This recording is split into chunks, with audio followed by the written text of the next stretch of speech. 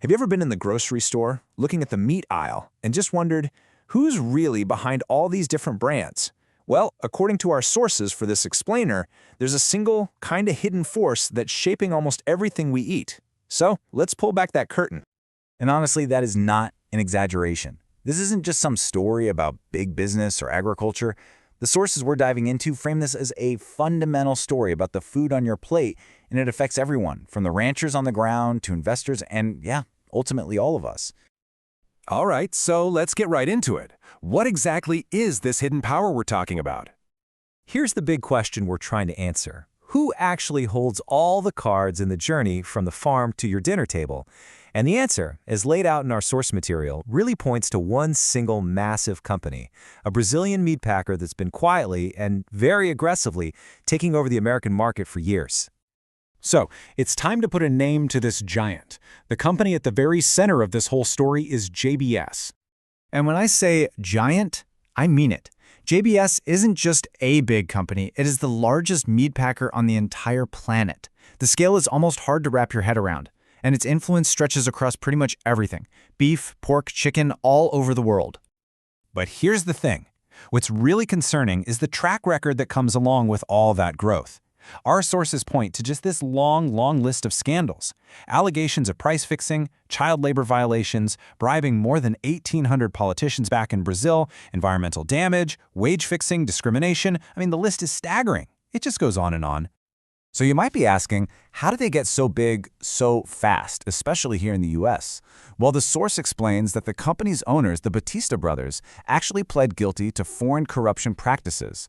Basically, they admitted to using bribes and these massive kickback schemes to get the money they needed to buy up some of the most historic, iconic meatpacking companies in America. Okay, so we've talked about the company itself. Now let's see how this massive corporate growth has a direct, real-world impact on American ranchers. Just take a look at this chart. It really tells the story. In the U.S. beef industry, the top 4 companies, and JBS is a huge one, they control 85% of the entire market. 85%! It's over 70% in pork and 60% in chicken. Now, to give you some perspective, regulators start getting worried and call an industry highly consolidated when that number hits just 25%. We are so far past that line, it's not even funny. And this isn't just some abstract number on a spreadsheet. For independent ranchers like Mike Calicrate, this is his life. He said he used to have 20 different potential buyers for his cattle. 20! And that number went down to 0. His problem wasn't that he had bad cattle, it's that he had nowhere left to sell them. And that gets us to the most crucial part of this whole thing, the bottleneck.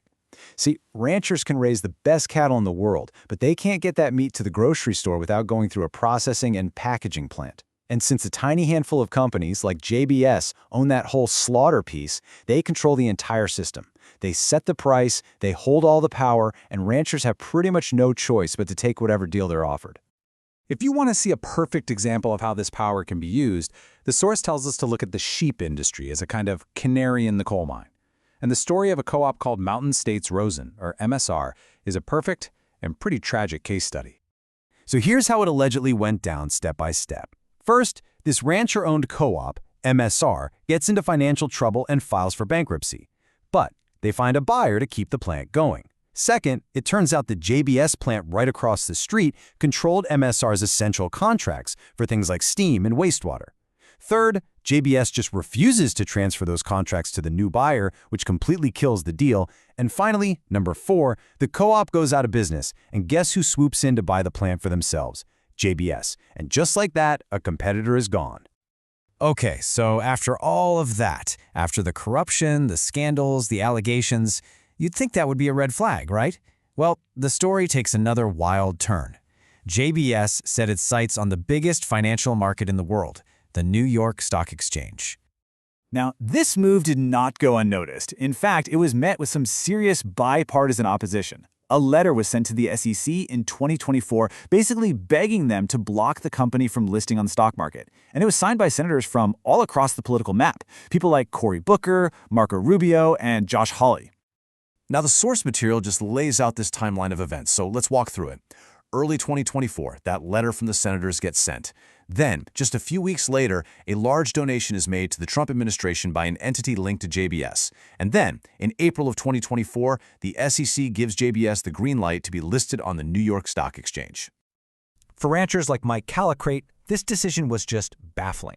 You can hear the frustration in his voice.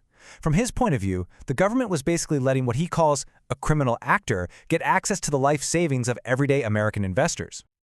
So what does all this mean for us? For our food, for our country? What is the real cost of meat when it's produced like this? Well, the official story we always hear is that this massive scale is a good thing. It creates efficiency, which leads to cheap meat for everybody.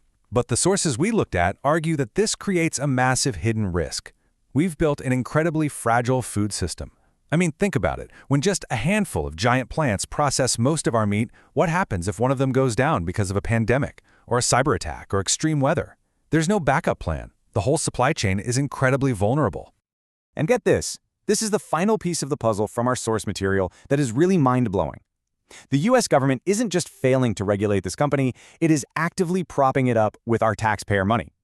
JBS gets millions and millions of dollars in government contracts every single year to supply meat to our schools, our soldiers, and our hospitals.